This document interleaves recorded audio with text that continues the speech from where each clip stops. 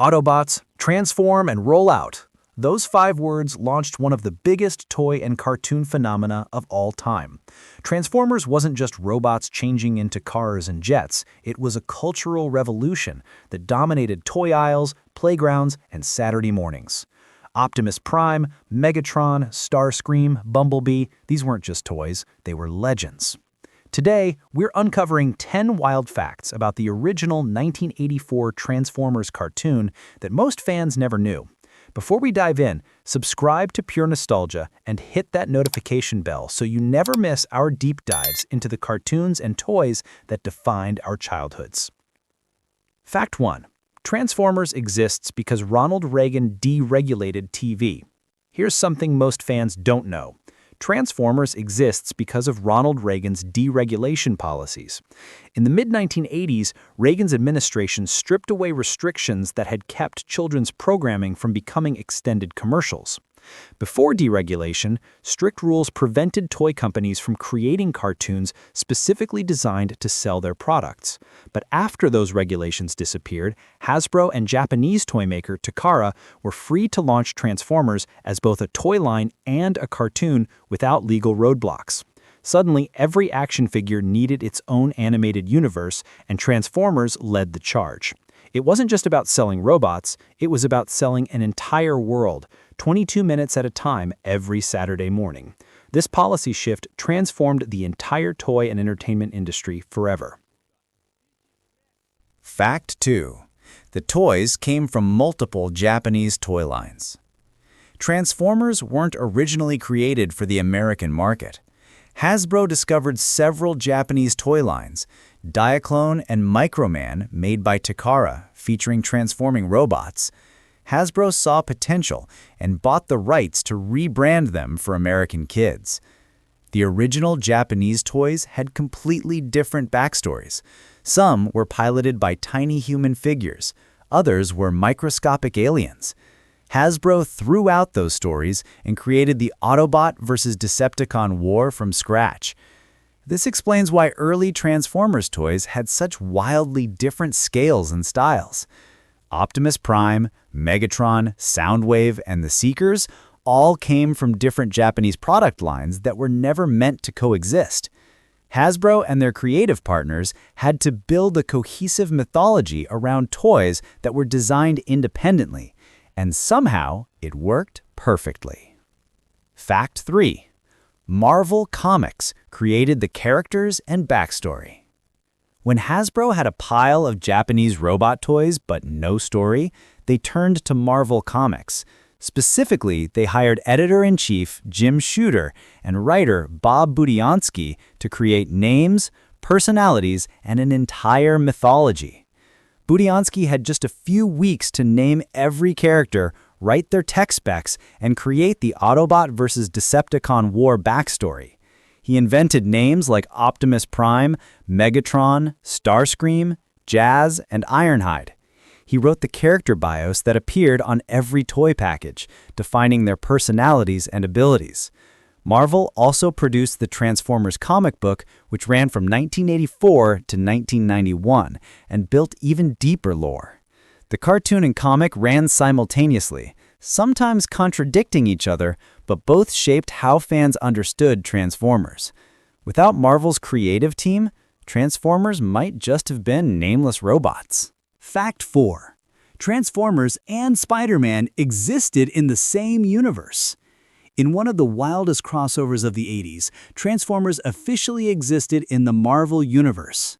In Transformers comic issue number 3, the Autobots teamed up with Spider-Man to rescue their human ally, Sparkplug Witwicky.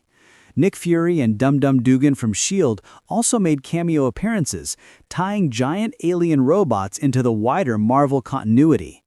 This meant Optimus Prime theoretically existed in the same world as the Avengers, X-Men, and Fantastic Four. While the cartoon ignored this connection, comic readers got to see Peter Parker web-slinging alongside Autobots. It was bizarre, ambitious, and totally 80s. The crossover was eventually written out of continuity, but for a brief moment, Transformers were officially Marvel superheroes. Fact 5. Frank Welker voiced half the Decepticons.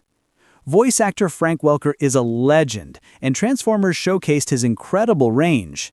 In Season 1 alone, Welker voiced 6 of the 13 original Decepticons: Megatron, Soundwave, Skywarp, Rumble, Frenzy, and Ravage's growls.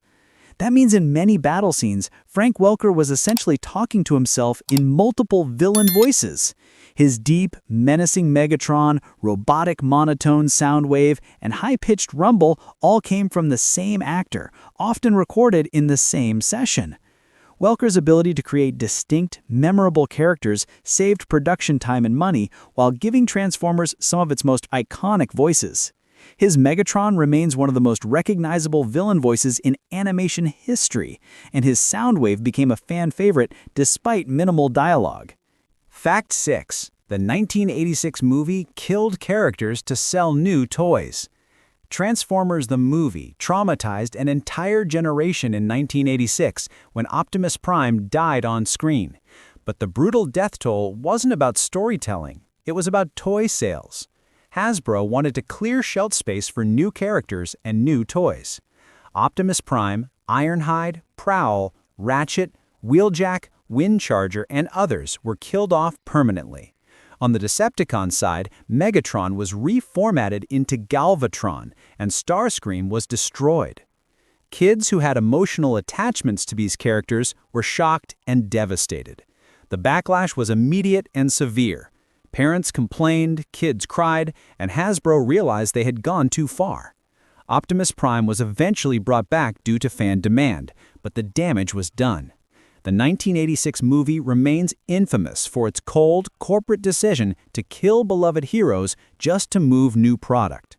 Fact 7. Mysterious animation studios nobody can identify. Most of Transformers was animated by 2 known studios, Toei in Japan and AKOM in Korea. But hardcore fans discovered something strange. 9 episodes from seasons 2 and 3 don't match the style of either studio.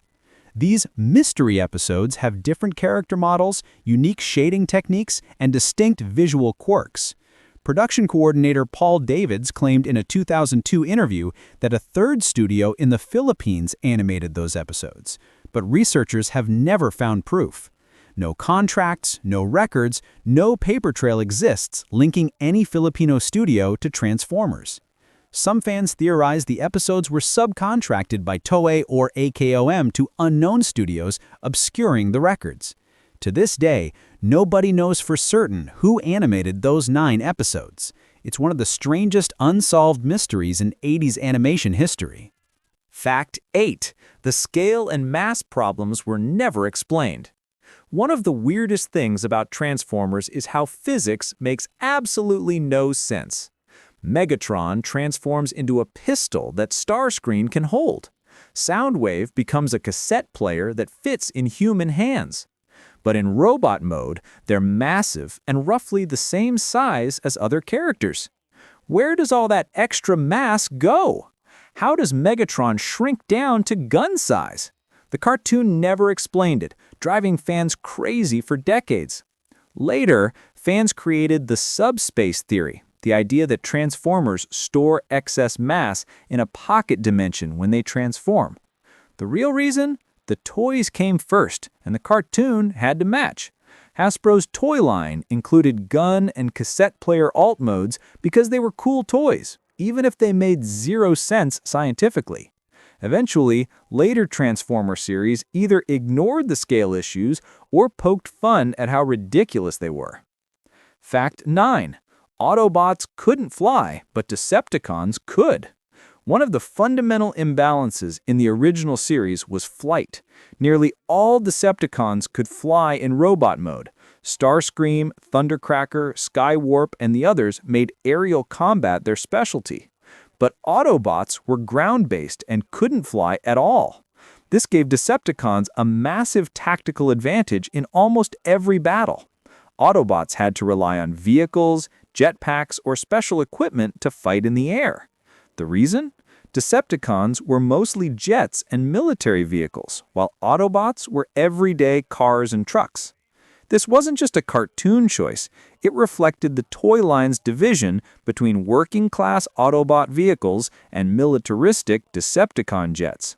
The show occasionally broke its own rules, showing Autobots flying in certain episodes, but the core imbalance remained a defining feature of the G1 series.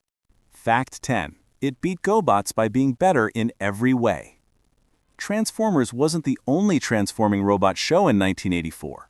Challenge of the GoBots premiered around the same time, and for a brief moment the two franchises competed for dominance. But Transformers won decisively, and GoBots faded into obscurity. Why did Transformers win? Better characters, better storytelling, and better toys. GoBots offered generic Leader 1 and Psy-Kill, while Transformers gave kids Optimus Prime's heroism, Megatron's menace, Starscream's treachery, and Bumblebee's heart. The personalities mattered. Transformers also had superior animation, more complex plots, and the backing of Marvel Comics for expanded lore. GoBots felt like a cheaper knockoff, even though it launched first. By the late 80s, GoBots was gone, while Transformers became a multi-billion-dollar franchise that still dominates today. Transformers wasn't just a cartoon or a toy line, it was a phenomenon that changed entertainment forever. From Reagan-era deregulation to traumatizing movie deaths, from mystery animation studios to impossible physics, the original series was wild, ambitious, and unforgettable. Now it's your turn. What's your favorite Transformers memory? Was it getting your first Optimus Prime toy, watching the movie in theaters, or recreating epic battles in your living room? Tell us in the comments which Autobot or Decepticon meant the most to you.